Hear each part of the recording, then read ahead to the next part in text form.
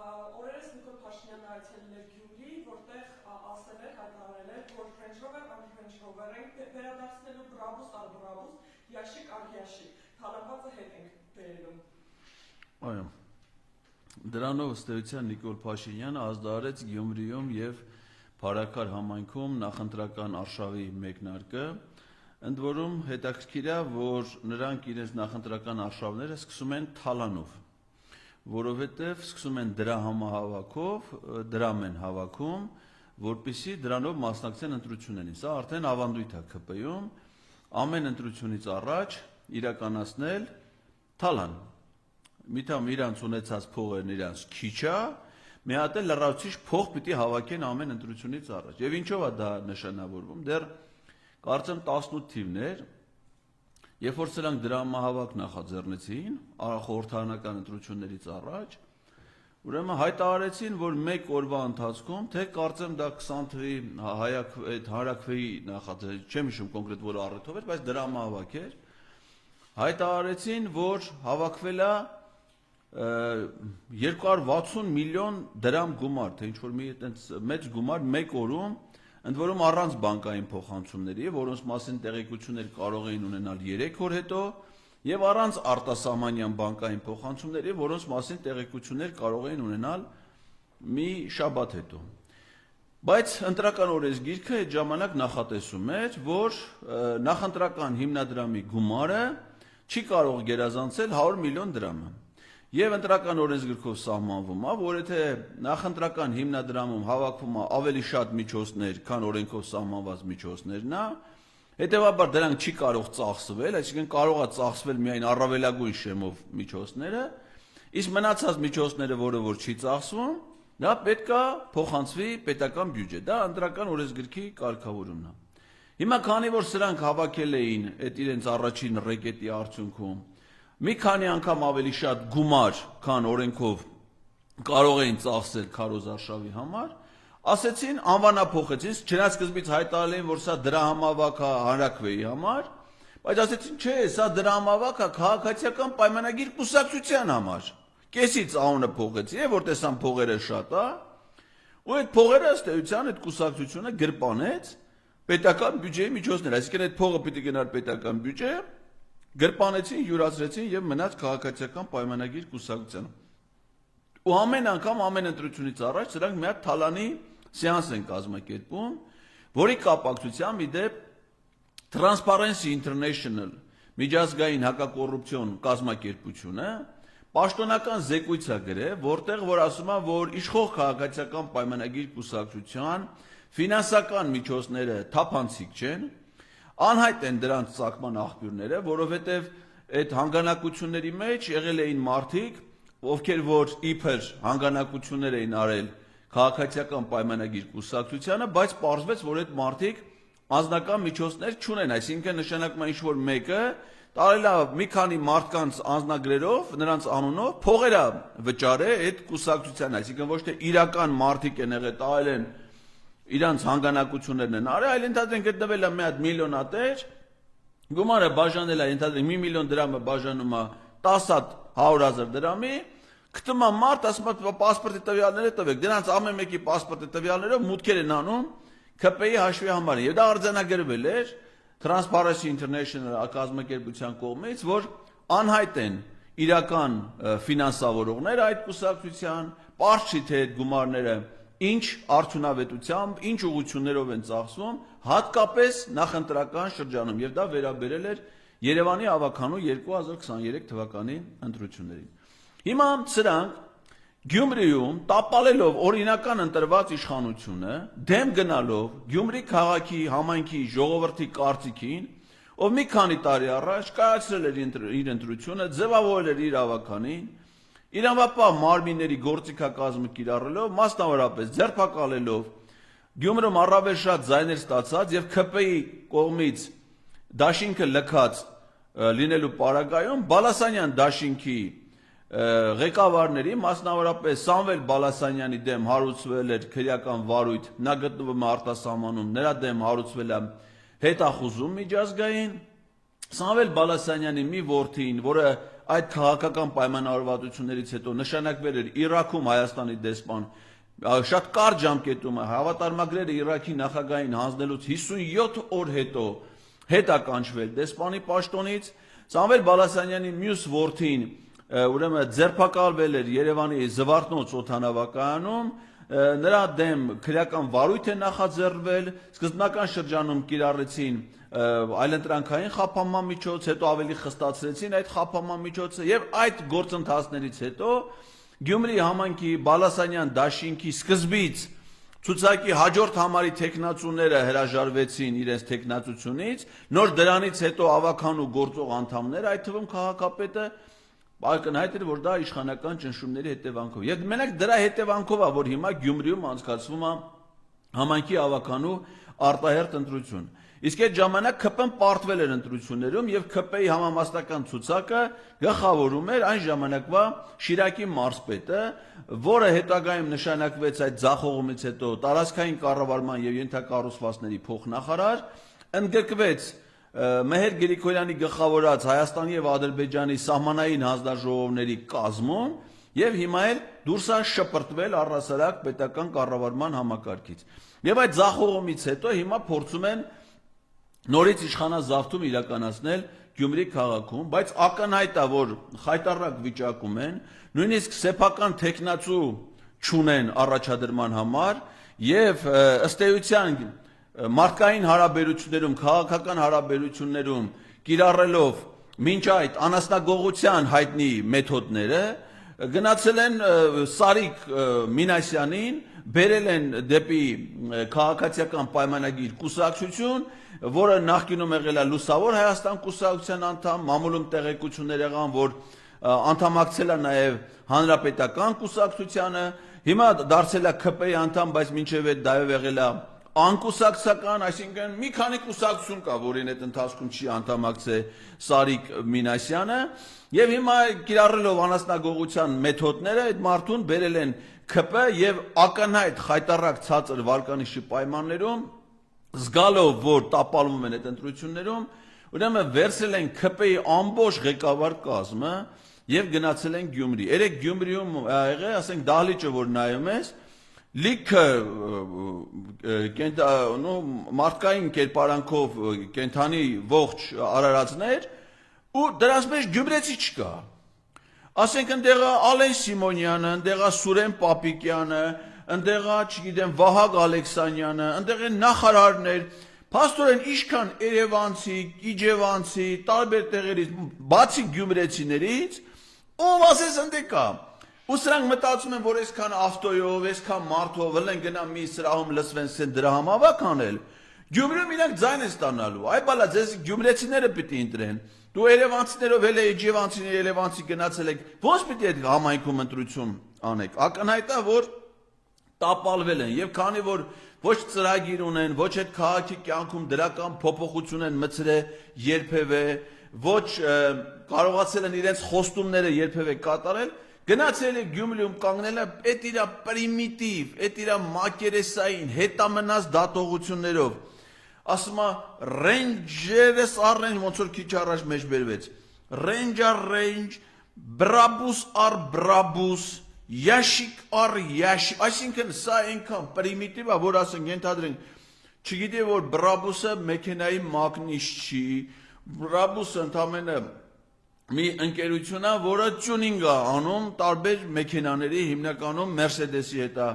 համագործակցում, այսինքն մեքենան երբ որ գնում է սրահից, Brabus ֆիրման իրականացնում է դրա ավելի բարելավում, այսինքն դա մեքենայի մագնիշ չի, Brabus մեքենա արտադրող ընկերություն գոյություն չունի։ Բանը, կամ ասում է ящик, ես ուզում եմ հասկանամ, ասենք ящикը ինչ է, էլի։ Օրինակ Mercedes-ը, եթե նա նկատի ունի Mercedes-ի G կլասի մոդելին, այդ մոդելը իր հերթին իր տարբեր անվանումները ունի, համարները ունի, ովքեր դա առնում են, հետաքրքրում են այդ մասին գիտեն։ Ասեք ящикը էլի վարչապետը լնես ու Mercedes-ի մասին քո պատկերացումը լինի ящик։ Այդ նույն բանն է, որ ասես իսկ ՈՒԱԶ-ը ինչա, ասի բուխանկա։ բուխանկա, որտեղ օազի մի ուրիշ տեսակին են ժողովրդական լեզվով ասում են բուխան, ինքը որ ասենք իրան կալանավայրից տարել են դատարան նորից բերել են կալանավայր, երևի հիմա որ հարցեն ասենք ես ինչ մեքենայով են տարել, պարոն Փաշինյան, ասի բուխանկայով են տարել, բայց հիմա դու ինչ մեքենա ես ուզում ունենաս, ասի յաշիկ եմ ուզում ունենալ, որովհետև ինքը երբ որ դառել է վարչապետ, սիրելի ժողովուրդ, այս յաշիկ բերողի մասին է խոսքը։ Ինքը իհարկե դեռ ոչ մի բան չի բերել, իր բերածը մի հատ 15 թվի արտադրության, մի չօգտագործված մետաղիկ ջարդոնը իրականում այդ թալանը հետ բերողը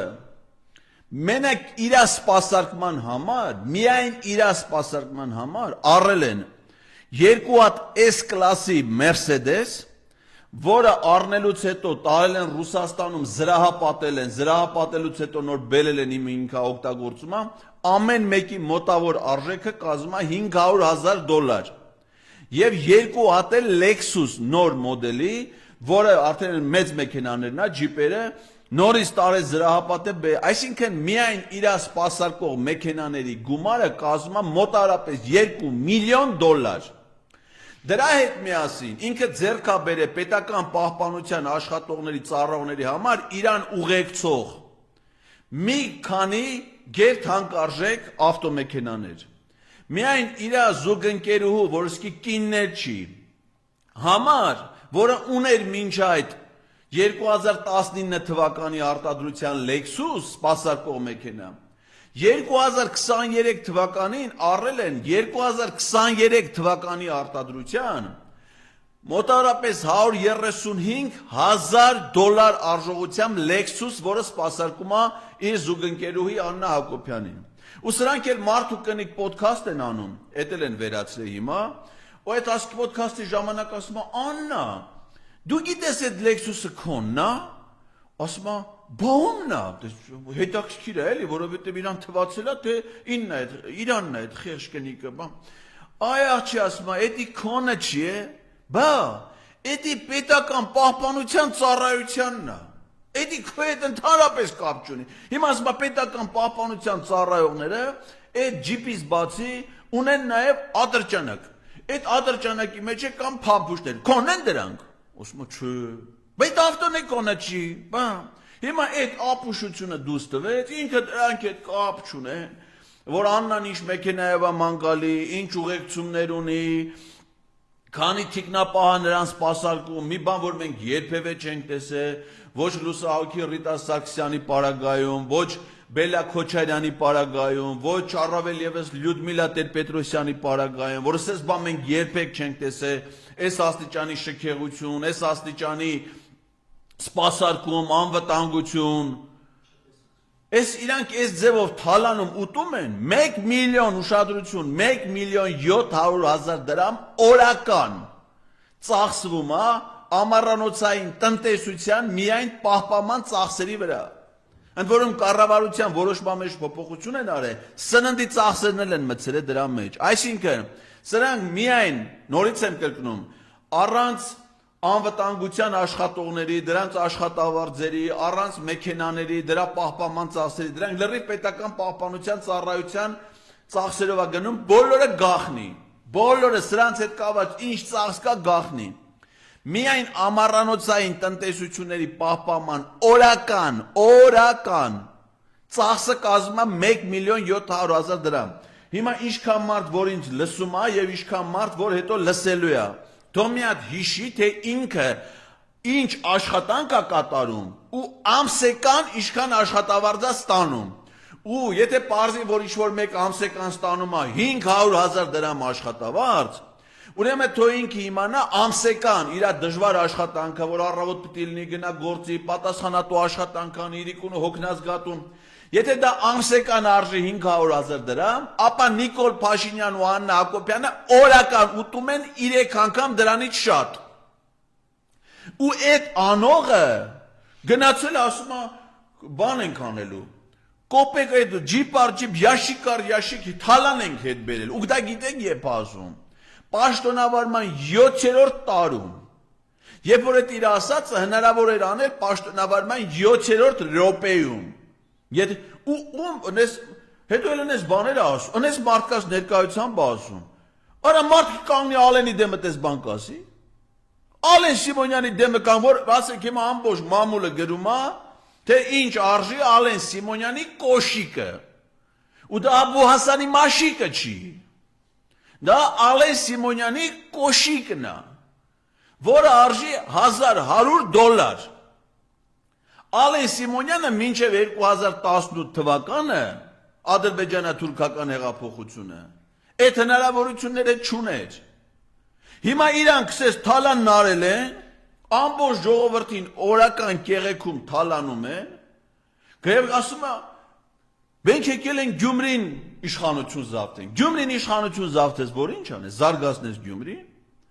Գյումրից շատ բնակչություն ուներ Ստեփանակերտը։ Եթե դուք այդ նույն կազմով 2019 թվականի օգոստոսին գնացել եք Ստեփանակերտ, հավաքել եք Արցախի ժողովրդին եւ ասում եք թե ինչ եք պատրաստում անել Արցախի համար։ Հետո ինչ ճակատագրի արժանացավ Ստեփանակերտը։ Պաշտի որ նույն ճակատագրին էլ արժանանալու է Գյումրին, որովհետեւ այս ձեր պաշտոնավարման շրջանում, որտեղ այն պաշտպանության նախարարը, որ վերընկած անդե առաջի շարքում, միայն մեր զինված ուժերում վոլեյբոլի, բասկետբոլի, մեկ եմ շամարտի առաջնություն է կարում կազմակերպի։ Իսկ այդ նույն ժամանակաշրջանում Թուրքիա եւ Ադրբեջանի զինված ուժերը Կարսի նահանգում Գյումրիի հարևանությամբ համատեղ զորավարություններ են իրականացնում տանկային հարձակման սցենարի խաղարկումով։ Ես ուզում եմ իմանամ այդ Թուրքիան ու Ադրբեջանը, որ տանկային գրոհ իրականացնեն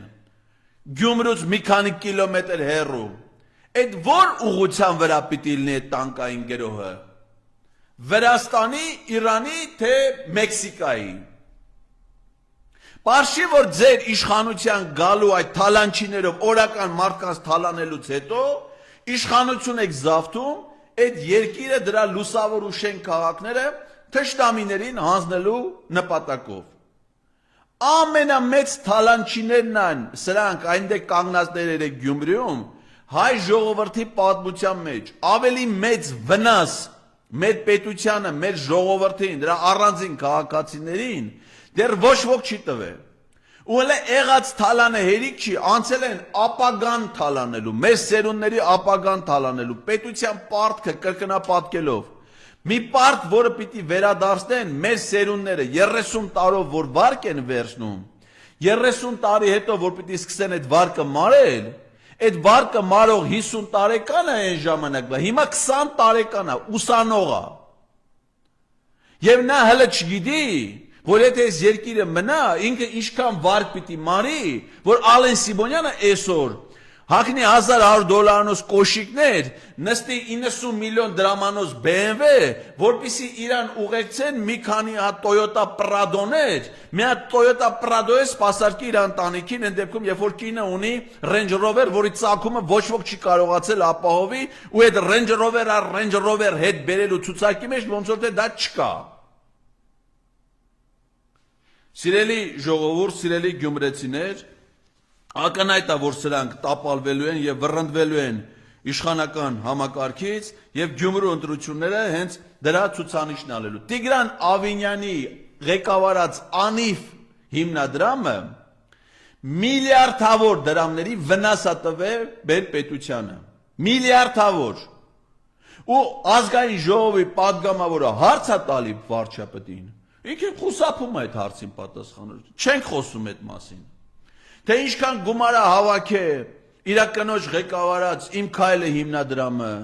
ոնց են հավաքում, ինչ նամակներ են գրում գործարարներին 10 միլիոն դրամներ ուզելով, հաջողակ տղամարդիկ, անհաջող կնիկներ, տարբեր ծրագրերի շրջանակներում։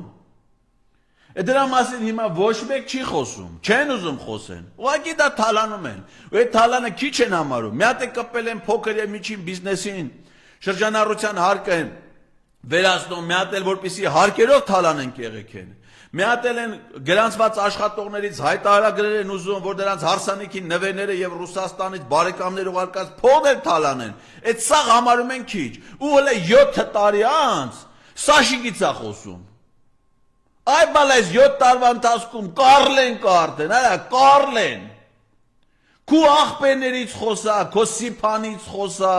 քո աներձակից խոսա, որ գողերնել են թալանում, արդեն թալանչիներին են ստե թալանել։ Հələ 7 տարի, հələ ինքը մնացել է 18 թվի վրա։ Եվ որ ամբողջ աշխարհը իրանց թալանից է խոսում։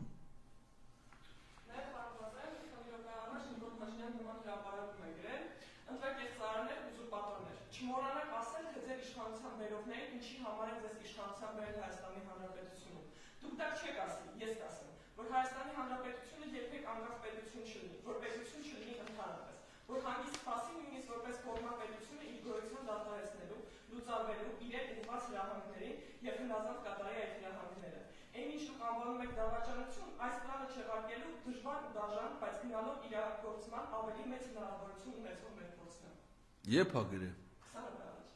Արե տառավոտ եփ է հասրը խմի։ Էդի ես զարմանում եմ, ասենք էդի եփ է, լույս ժամ քանիսն է, 11:30 է արդեն հարբել է։ Պետությունը դու ես կործանում, այ բախտավար։ Դու ես էլ եք կանգնում ազգային ժողովում 2024 թվականի նոյեմբերի 13-ին ասում ես պետությունը չկա։ Հələ մի հատ դու նայ այդ քարտեզին, դու որ եղել ես այս պետության ղեկավար, այդ պետությունը ինչ սահմաններ ա ունեցել, հիմա ինչ սահման ունի։ Դու հələ մի հատ նայ Իլհամ Ալիևի հայտարարություններին, մի հատ համեմատի մինչև 18 թվի դրա կեցվածքը հայտարարությունները, հիմիկվա հայտարարություն, դու պետություն պահող ես, դու պետությունը խժռող ես, այ հայրենիքի գող։ Ու հիմա էլ ես կործանում այդ պետությունը։ Ամեն րոպե, ամեն վայրկյան, ընդ որում կործանում ես այդ ժողովրդի ամենաթանկ զավակների կյանքի հաշվին։ Կեղեքում ու թալանում ես ամբողջ ժողովրդին։ Ու լավ մեկին էլ մարդ ես գտե, որին դու կարաս քննադատես, հայրենիքի գող։ Տեսեք, մեր Բաքվի դատարաններում ինչ է կատարում։ Իմիջիայլոց ասեմ, ինձ արգելված է նույնիսկ Բաքվի դատավորների եւ դատախազների հասցեին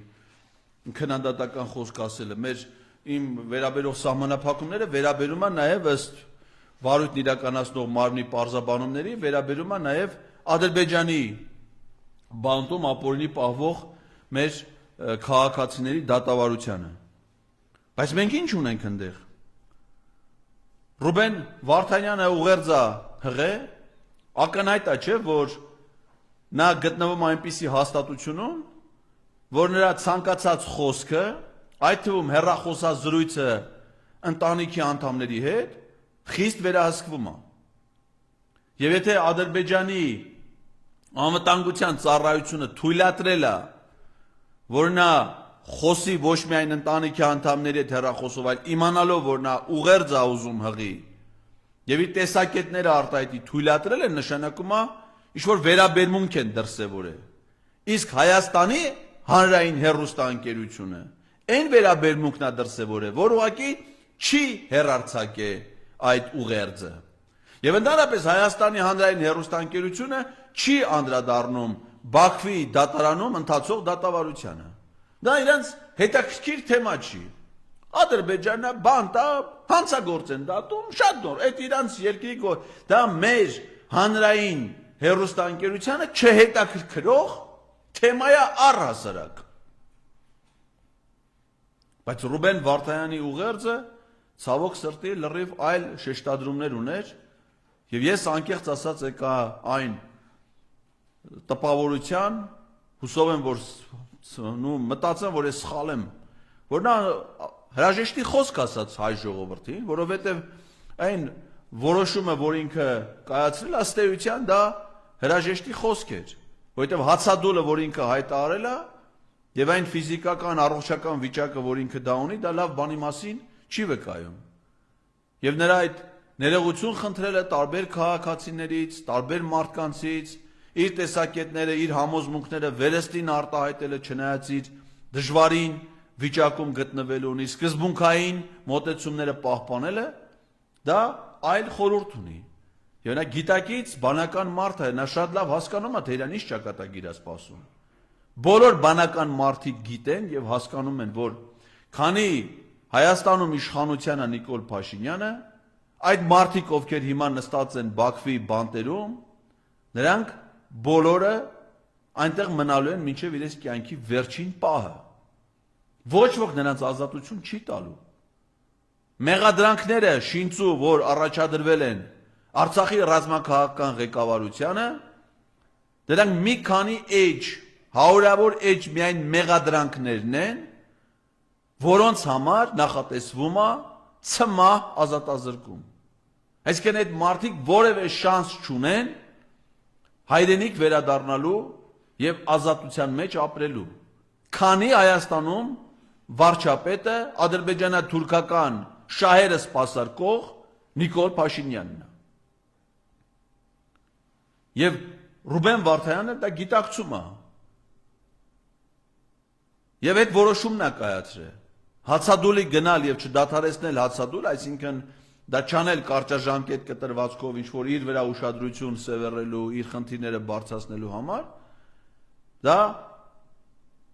շատ դժվար, շատ պատասխանատու որոշում է,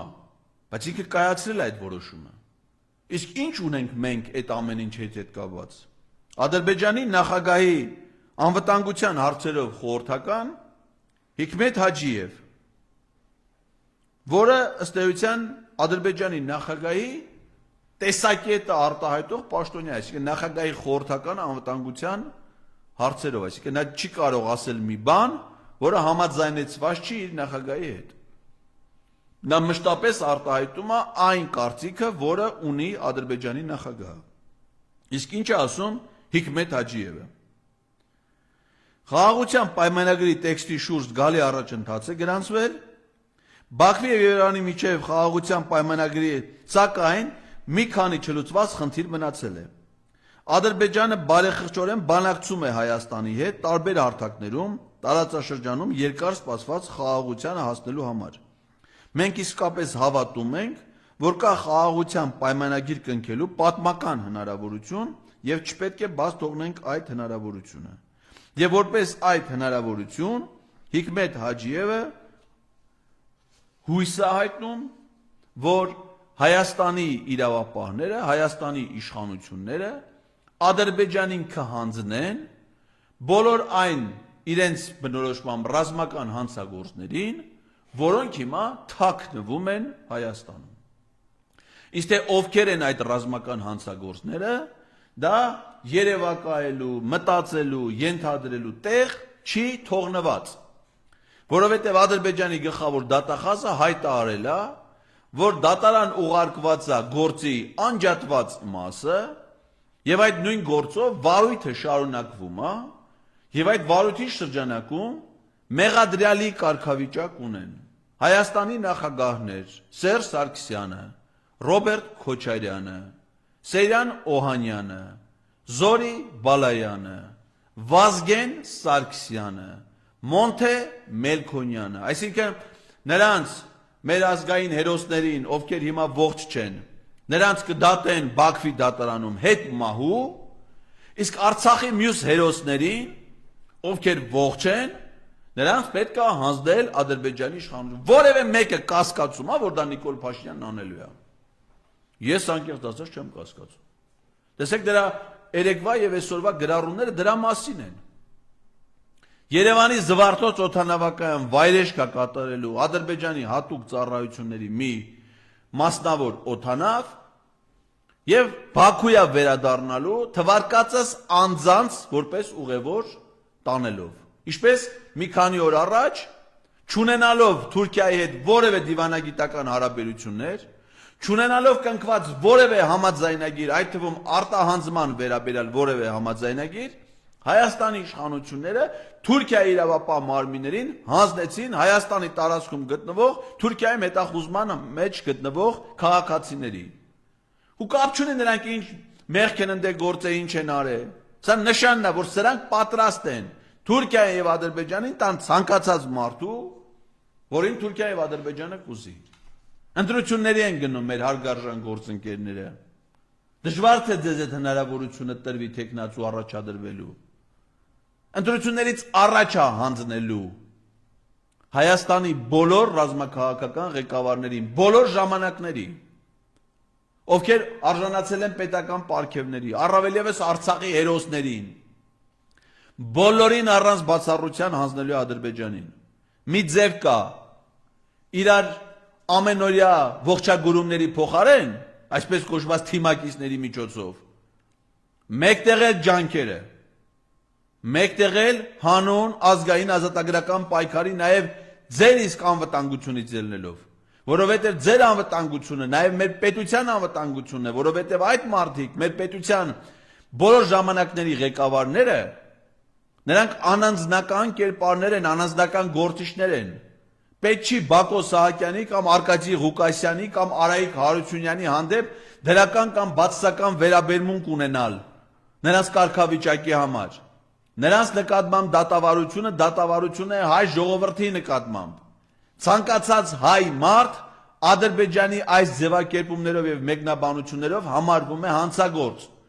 Բոլոր նրանք, ովքեր երբևէ եղել են Արցախում, նրանց վերաբերելի է Ռուբեն Վարդանյանի ներկայացված մեղադրանքներից մեկը՝ Ադրբեջանի պետական սահմանը ապօրինի հատելը։ Ովքեր երբևէ որևէ առնչություն են ունեցել Հայաստանի զինված ուժերի, առավել ևս Արցախի պաշտպանության բանակի հետ, ծառայել են բանակում, եղել են բանակի հրամանատար, իրականացրել են բանակի նյութատեխնիկական մատակարարում, իրականացրել են կապիտալ շինարարություն բանակի կարիքների համար, բնակարաններ են կառուցել զինվորականներին բնակարաններով ապահովելու համար։ Այդ շինարարներն էլ, բանվորներն էլ, մեթլա խփողներն էլ համարվելու են հանցագործներ։ Ամբողջ ժողովրդին է սա դարձնելու հանցագործ, եթե ամբողջ ժողովուրդը գնահատական չտա իր իրական դավաճանությանն ու հանցագործություններին։ Մյուս թեման անցած շաբաթվա կարևոր, ելը սրա հետ ուղիղ կապ ունեցող, դա Եղիշեկ Կիրակոսյանի պաշտոնազրկումն էր վարչապետի աշխատակազմի համապատասխան գրասենյակի ղեկավարի պաշտոնից, այդ գրասենյակը կոչվում էր Միջազգային կազմակերպություններում Հայաստանի ներկայացուցիչ գրասենյակի ղեկավար։ Ուրեմն Եղիշեկ Կիրակոսյանը մի պատվելի ընտանիքի զավակ է։ Նրա ծնողները փառահեղ, փառավոր մարդիկ էին։ Նրա հայրը տնտեսագիտության դոկտոր պրոֆեսոր Գրիգոր Կիրակոսյանը մեծ վաստակ եւ հեղինակություն վայելող տնտեսագետ գիտնական էր, երկար ժամանակ ղեկավարել է Հայաստանի պետական տնտեսագիտական համալսարանը եւ նրա պաշտոնավարման շրջանը եղել է մեր համալսարանի ամենալուսավոր ժամանակաշրջաններից, ամենադժվար պահերին է ստանձնել համալսարանի ղեկավարումը 90-ական թվականներին եւ փայլուն արդյունքներով այն փոխանցել հաջորդ ռեկտորին։ Նրա հորեղբայրը Գեղամ Կիրակոսյան, փառահեղ մարդ, պատմական գիտությունների դոկտոր պրոֆեսոր, ծագումով Սասունցի, այսինքն նա լավ Գերդաստանի զավակ է, լավ ընտանիքի զավակ է, եւ եթե ինքը ունի դրական որոշակի հատկանիշներ, իսկ նա ունի այդպիսի հատկանիշներ, պայմանավորված իր լավ դաստիարակությամբ, լավ ընտանեկան միջավայրում մեծացած լինելու հանգամանքով, որակյալ կրթությամբ, լավ գիտելիքներով, դա բացառապես նրա Գերդաստանի, նրա գեների, նրա ստացած դաստիարակության, նրա ծնողների, նրա հարազատների վաստակն է, այն ինչ որ ինքը ունի։ Եվ դա ժամանակին գնահատվել է նախորդ իշխանությունների ժամանակաշրջանը, մինչև 18 թվականի ադրբեջանա-թուրքական հեղափոխությունը Եղիշեկ Կիրակոսյանը եղել է արդարադատության փոխնախարար, եղել է վարչապետ Կարեն Կարապետյանի խորհրդականը։ Իսկ 18 թվականի ադրբեջանա-թուրքական հեղափոխությունից հետո, ըստ էության որոշակի անձնական ընտանեկան հանգամանքները շահարկելով, սա դառել է թրաֆիկինգի զոհ եւ սկսել է ապօրինի ծառայություններ մատուցել այս ադրբեջանա-թուրքական ռեժիմին, դառնալով բացարձակ ձախողված գործիչ։ Հիշեցնեմ, որ Եղիշեկ Կիրակոսյանը 2020 թվականից գլխավորել է վարչապետի որոշմամբ ստեղծված սահմանադրական փոփոխությունների հանձնաժողովը, որի գործընթացը սկսել էր 19 թվականի դեկտեմբերի 30-ից։ Այդ հանձնաժողովը, որը ղեկավարել է Եղիշեկ Կիրակոսյանը, բացարձակապես ձախողել է իր գործունեությունը, որովհետև չի կարողացել ներկայացնել ոչ միայն սահմանադրական փոփոխությունների նախագիծ, անգամ մեկ հոդված փոխելու առաջարկ ի վիճակի չեն եղել ձևակերպել եւ ներկայացնել, նաեւ չի կարողացել ձևակերպել անգամ հայեցակարգ սահմանադրական փոփոխությունների վերաբերյալ։ Իսկ այդ շրջանում, երբ որ նա եղել է հանձնաժողովի նախագահ, ազգային ժողով ասել է դեպքում չափազանցությունը, միայն իմ քայլը խմբակցությունը, անգամ առանց այդ պահին ազգային ժողովում գործող Բարգավաճ Հայաստան եւ Լուսավոր Հայաստան խմբակցության падգամավորների մասնակցության հեղինակել եւ ապօրինաբար ընդունել են փոփոխություններ սահմանադրության մեջ այն հոդվածներում, մասնավորապես դատական իշխանությանը վերաբերող հոդվածներում, որի փոփոխության իրավասությունը պատկանում էր միայն Հայաստանի Հանրապետության ժողովրդին։ Այսինքն դա պետք է լիներ միայն հանրաքվեի միջոցով։ Իրականացրել են ազգային ժողովով, շրջանցել են սահմանադրական դատարան նախագիծը ուղարկելու սահմանադրության պարտադիր պայմանը։ Այսինքն իրականացրել են ըստ էության ապօրինի իշխանազավթում սահմանադրական դատարանում։ Եվ Եղիշեկ Կիրակոսյանը, լինելով սահմանադրական փոփոխությունների հանձնաժողովի նախագահ, երկրում ընտանում են սահմանադրական փոփոխություններ, անգամ մասնագիտական կարծիք չի արտահայտել այդ եղածի վերաբերյալ։ Էլ ում է պետք նրա մասնագիտությունը, ում է պետք նրա գիտելիքները։ Եղիշեկ Կիրակոսյանը ընդգրկվել է 2021 թվականին Նիկոլ Փաշինյանի որոշմամբ ստեղծված սահմանադրական փոփոխությունների երկրորդ հանձնաժողովի կազմում, հիմիկվա գործող հանձնաժողովի կազմում։ 21 թվից մինչև հիմա 22, 23, 24, 25, 4 տարի 4 բառ փոխելու առաջարկություն այդ հանձնաժողովը հələ չունի սահմանադրության վերաբերյալ։ 4 բառ փոխելու կարծիք, որոշում չունեն, նույնիսկ հայեցակարգ չունեն, բայց խոսում են նոր սահմանադրության ընդունման մասին։ Եվ Եղիշեկ Կիրակոսյանը մասն է այդ ամեն ինչի։ Երրորդ, Եղիշեկ Կիրակոսյանը ընդգրկված է 2022 թվականի մայիսի 22-ի Նիկոլ Փաշինյանի որոշմամբ ստեղծված Հայաստանի Հանրապետության եւ Ադրբեջանի Հանրապետության սահմանազատման եւ սահմանային որոշման այդ հայտնի հանձնաժողովի կազմում։ Եվ մինչ օրս պարզ չի Եղիշեկ Կիրակոսյանը այդ հանձնաժողովի կազմում որևէ նիստի մասնակցել է, թե չէ, որովհետև այդ հանձնաժողովի նիստի մասին ոչ մի տեղեկություն կառավարական պաշտոնական կայքերում գոյություն չունի։ Այսինքն Եղիշեկ Կիրակոսյանը մասնակից է եղել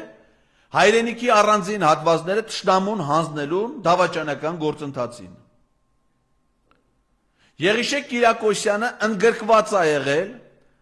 արտաքին գործերի նախարար Արարատ Միրզոյանի պաշտոնական պատվիրակության կազմում Վաշինգտոնում Ադրբեջանի արտաքին գործերի նախարարի գլխավորած պատվիրակության հետ պաշտոնական բանակցություններում։ Նա մեկնել է Վաշինգտոն եւ մասնակցել երկկողմ ձևաչափով բանակցությունների, չունենալով որևէ դիվանագիտական աստիճան, կոչում, չզբաղեցնելով դիվանագիտական որևէ պաշտոն։ Հարց առաջանում. Ինչ կարգավիճակով, ինչ լիազորություններով է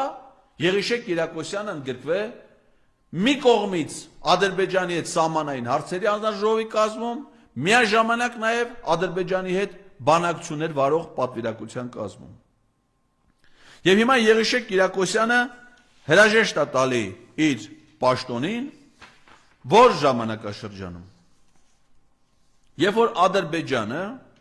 Հայաստանին է ներկայացրել բոլորովին վերջերս, այսպես կոչված խաղաղության պայմանագրի վերաբերյալ իր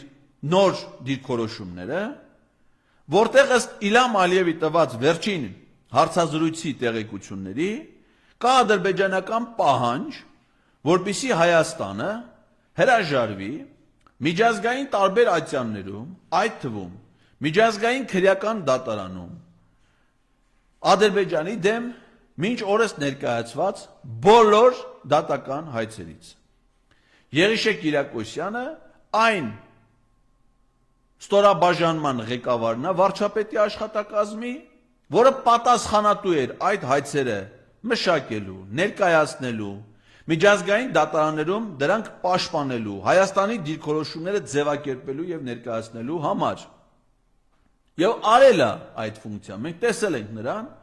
Հաագայում դատարանում հայկական տեսակետներ ներկայացնող դիրքորոշումները արտահայտելու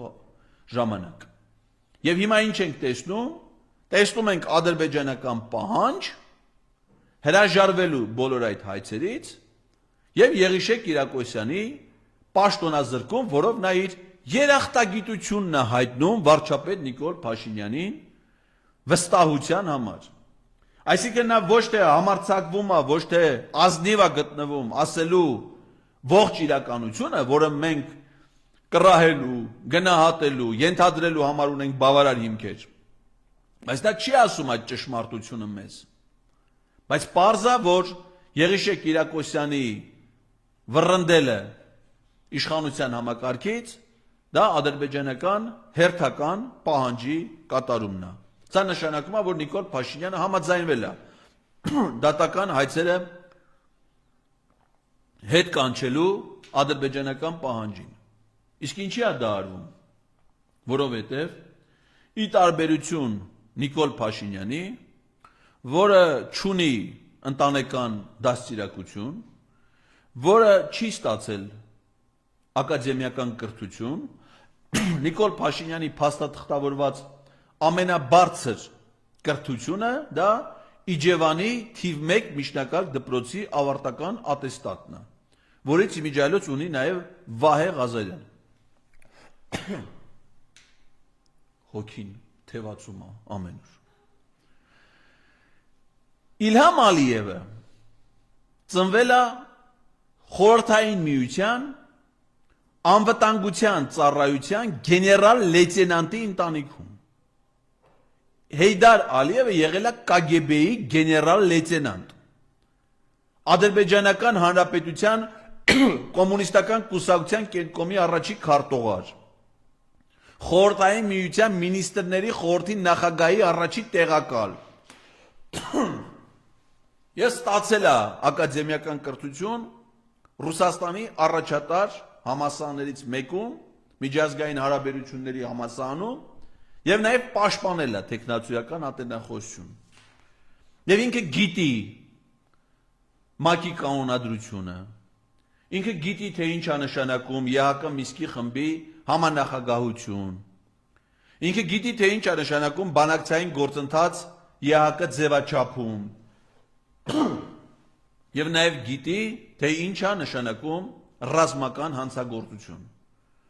Եվ այդ ամենով հանդերձ ինքը գիտի, որ ինքը գործել է այդ ռազմական հանցագործությունը։ Ինքը խախտել է ՄԱԿ-ի կանոնադրությունը։ Ինքը խախտել է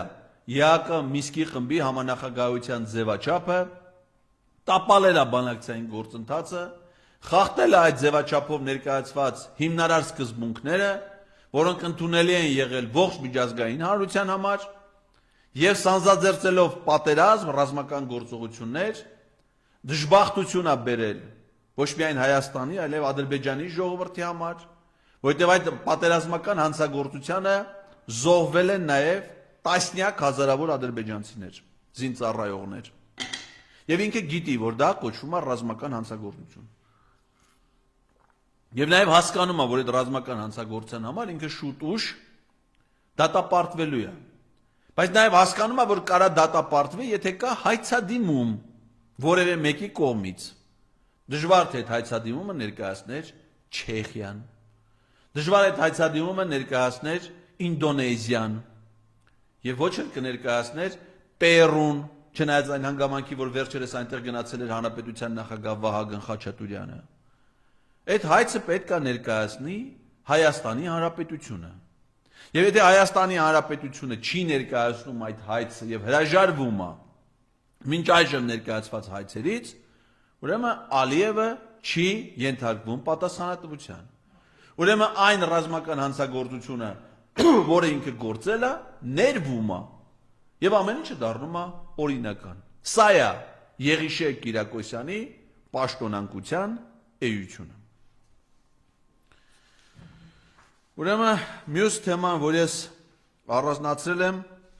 դա վերաբերվում է Նիկոլ Փաշինյանի Armenpress-ին հրապարակած մի ծավալուն հոդվածին։ Նորից եմ կրկնում, որ այս Եղիշե Կիրակոսյանի պաշտոնանկությունը, այս հոդվածը, ճեպազրույցը ազգային ժողովում հարց ու պատասխան, սրանք ամեն ինչը եղել են ադրբեջանական առաջարկներ, այսպես ասած, ստանալուց հետո։ Իսկ ադրբեջանական առաջարկը դրանք ադրբեջանական հանձնարարություններ են, այսինքն կոնկրետ հանձնարարություններ, թե ինչ պիտի անի Հայաստանի իշխանությունը։ Եվ ինքը դրանից հետո ամեն անգամ Ալիևի մի հայտարարությունից, ասուլիսից, մի հրապարակումից հետո, եթե նկատել եք վերջի շրջանում միայն գրավոր հաղորդագրություններ է տարածում։ Օրինակ նախորդ անգամ Armenpress-ին հարցազրույց էր տվել, բայց գրավոր։ Իսկին չկա լրագրող եւ Նիկոլ Փաշինյան, որ նա հարց տա, սա պատասխանի, բանավոր խոսքում։ Հիմա հոդված Armenpress-ում։ Դրանից առաջ էր եղել մի ուրիշ հոդված գրավոր։ Ինչի համար։ Որովհետեւ գրավոր խոսքը դա հուշարձան է, դա պահպանվում է, դրա մեջ էլ բան հնարավոր չի փոխել։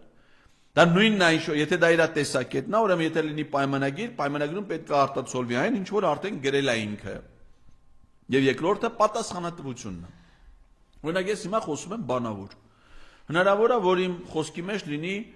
մի չհղկված միտք, մի սխալ արտահայտություն, մի անզգույշ խոսք, բանավոր խոսք, առավել եւս ես հիմա խոսում եմ ուղիղ եթերում, որը հնարավոր չի նաեւ մոնտաժել, հնարավոր չի կրճատել։ Ասենք ուղիղ եթերով խոսքը դա ամենա հրապարակային խոսքի տեսանկյունից դա համարվում է ամենավտանգավոր խոսքը խոսացողի համար։ Իդեպ ասեմ, իմ հիմնական հարցազրույցները հենց ուղիղ եթերում են լինում։ Նիկոլ Փաշինյանը գրում է գրավոր, այսինքն տեքստ է գրում, ես ինքս էլ բազմաթիվ գրավոր հրապարակումների հեղինակ եմ։ Այդ թվում հրապարակախոսական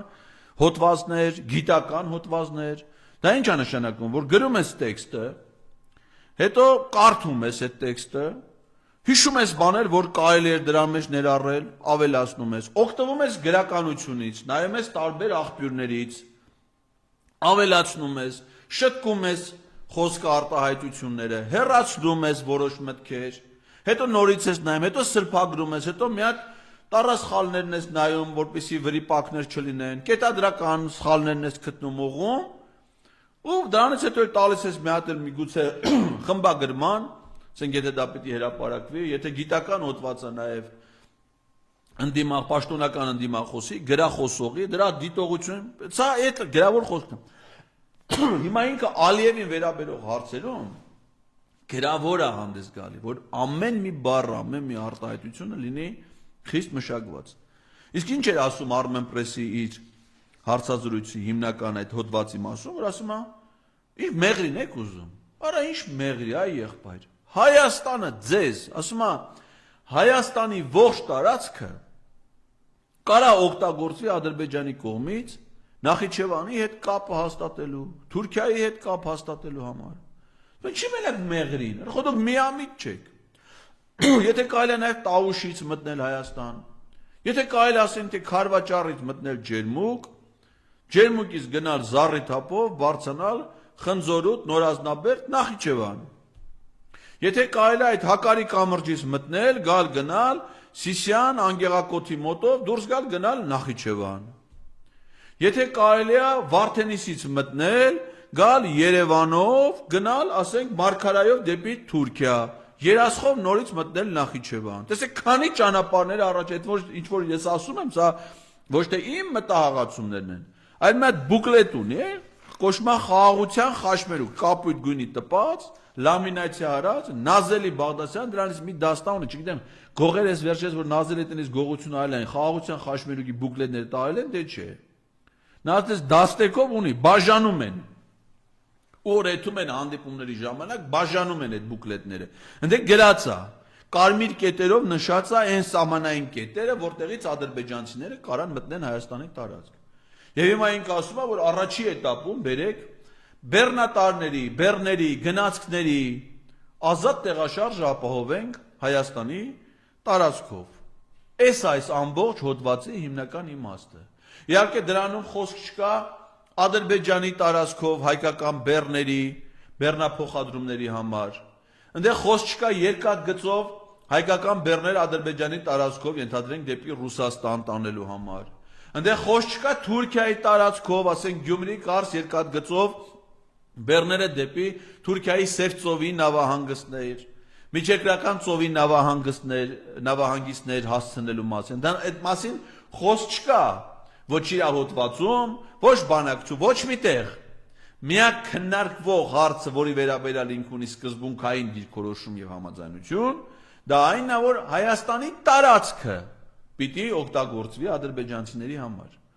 Իսկ ադրբեջանցիները կարող են ոչ միայն բեռներ փոխադրել, այլ նաեւ օրինակ երգել հանրապետության հրապարակում Ղարաբաղ երգ ադրբեջաներեն եւ այդ դեպքում պատասխանատվության կենթարկվեն ով այն սրիկա խուլիգան հայերը, ովքեր կհամարձակվեն տարածել այդ տեսանյութը, որոնցից մեկը պարոն Ղարիբ Բաբայանը ձերբակալվել էր այդ տեսանյութը տարածելու համար եւ միջնորդություն էր ներկայացվել դատարան նրան նկատմամբ կալանքը որպես խափանման միջոց կիրառելու համար։ Ծանր անձնագործություն։ Դե պարզ է, քաղաքական գործիչ չի ծեծե, ասենք օրինակ իմ նկատմամբ բռնություն գործադրած մարդիկ, նրանց նկատմամբ ձերբակալություն անգամ չի կիրառվել։ Ձերբակալվել է պրոֆեսոր Ղարիբ Բաբայան։ Տեսանյութ տարածելու համար, թե ոնց են ադրբեջանցիները Նիկոլ Փաշինյանի պատուհանի տակ ադրբեջաներեն երգում Ղարաբաղ երգը։ Սա երկիրը թշնամուն հանձնելու պարզ գործընթաց է, որի երեխա միամիտ պիտի լինեն մարդիկ այդ ամեն ինչ չտեսնելու կամ տեսածին չհավատալու համար։ Ուրեմն մյուս թեման, որ ես առանձնացրել եմ, դա վերաբերում է Վազգեն Սարգսյանի ծննդյան 66-ամյակին։ Ուրեմն ես ուզում եմ հիշեցնել, թե ինչ է տեղի ունեցել ոնց են նշել Վազգեն Սարգսյանի ծնունդը վերջին տարիներին։ Ուրեմն Նիկոլ Փաշինյանը եղել է, որ այցելել է Երկրապահ կամավորականների միություն մարտի 5-ին, ծաղիկ ներադրել, գլուխախոնար է Վազգեն Սարգսյանի կիսանդրու առջև, որը տեղադրված է միության գրասենյակի շենքում։ Եղել է տարի, որ այցելել է Վազգեն Սարգսյան փողոցի վրա գտնվող Վազգեն Սարգսյանի հուշարձանին, ծաղիկ ներադրել, գլուխախոնար է Վազգեն Սարգսյանի հիշատակի առաջ։ Տարի է եղել, որ Վազգեն Սարգսյանի ծննդյան օրը զինվորական պատվո պահակախումբ է կանգնել Վազգեն Սարգսյանի արձանի մոտ կրկին նույն հասցեում Վազգեն Սարգսյանի անվան փողոցում։ Իդեպ այդ տարի, եթե հիշում եք, զինվորական պատվո պահակախումբ էր կանգնում Եղիշե Չարենցի հուշարձանի մոտ նրա ծննդյան օրը, Հովհաննես Թումանյանի հուշարձանի մոտ նրա, հետո դա վերացավ, ասենք թե ինչ ում մտահղացումներ, ինչի կանգնեց, ասենք Հովհաննես Թումանյանը եւ զինված պահակախումբ, մի քանի ժամ։ Ում մտահղացումն է դա, ինչի էր միայն մի տարի դա արվում։ Այս տարի Վազգեն Սարգսյանի ծննդյան օրվա պաշտոնական որևէ միջոցառում չի եղել։ Միայն մի քանի դավաճաններ, ասենք իշխանական խմբի ներկայացուցիչներ, չգիտես ինչ երեսով այցելում են Եռաբլուր парքի Պանթեոն Վազգեն Սարգսյանի գերեզմանին։ Ու դրանով ամեն ինչ ավարտվում է։ Ու ազգային ժողովում Ալեն Սիմոնյանը ծափահարում է եւ մի քանի պատգամավորներ Վազգեն Սարգսյանի ծննդյան օրը նշում են ծափահարություն։ Ես ում հասկանամ։ Ինչի համար եք ծափահարում Վազգեն Սարգսյանը։ Ինչ արե Վազգեն Սարգսյանը։ Եթե նայում ենք հիմիկվա ձեր քաղաքականությանը, ձեր գործողություններին, Վազգեն Սարգսյանը համարվում է Ադրբեջանի օրենսդրությամբ ռազմական հանցագործություն կատարած անձ, որին կարող է դուք նույնիսկ գերեզմանից հանեք, հանձնեք ադրբեջանցիներին։ Վազգեն Սարգսյանը պաշտպանել է մեր հայրենիքը, մասնակցել է ի թիվս հազարավոր այլ քաղաքացիների, ազատամարտիկների, կամավորների, մասնակցել է հայրենիքի պաշտպանության կազմակերպման գործին։ Այո, նրա վաստակը, նրա ներդրումը ինքը ազատամարտի ամիջական ռազմական գործողություններին կարող է նույնիսկ մասնակցությունը չի ցուցաբերել, բայց ղեկավարման, կազմակերպման, զինված ուժերի կայացման գործում ունի անուրանալի վաստակ։ Դրա համար է, որ նա արժանացել է ոսկե արծիվ շքանշանի, Արցախի հերոսի բարձրագույն կոչմանը, հայրենիքի շքանշանի, ազգային հերոսի կոչմանը։ Դա հայրենիքը ազատագրած, եթե դուք Վազգեն Սարգսյանի ազատագրած հայրենիքը համարում եք շտամական տարածք, նրան ծափահարում եք, որ ինչ լինի։ Սա անարգանք է Վազգեն Սարգսյանի հիշատակի հանդեպ։ Ու ցավալի է, որ Վազգեն Սարգսյանի, չեմ ասում ընտանիքի անդամներ, որովհետև շատեր ընտանիքի կազմում կան մարդիկ, որոնք այդ արժանիքը չունեն այդ կարգավիճակով հանրայնացվելու, նրան նույնիսկ զինակից ընկերները, մարտական ընկերները կամ մարդիկ, ովքեր որ գնահատել են Վազգեն Սարգսյանի նրա վաստակը, հանդուրժում են նրա հիշատակի այդ անարգանքը այս հանցախմբի կողմից։ Եվ նաև ավարտելով այսօրվա ասուլիսը, նաև ուզում եմ ինձ վերաբերող դատական գործերի մասին կարճ տեղեկատվություն տրամադրել։ Դատարանի վերջնական արդեն ուժի մեջ մտած որոշմամբ ազգային ժողովի падգամավոր, ընդ որում իր ազգային փոքրամասնության պատկանելության իմաստով, հատուկ կարգավիճակով, արտոնության падգամավոր դարձած Ռուստամ Բաքոյանը, որը ցավալիորեն նաև հիմա ղեկավարում է Մարդու իրավունքների և հանրային հարցերի հանձնաժողովը, Թագոյ Թովմասյանին ապօրինի այդ պաշտոնից զրկելուց հետո, ստիպված է դատարանի որոշմամբ ներողություն խնդրել ինձնից, իմ հասցեին Մարդու իրավունքների պաշտպանի ընտրության ժամանակ վիրավորական, խուլիգանական լկտի արտահայտությունների համար և վճարել 1 միլիոն դրամի չափով փոխհատուցում։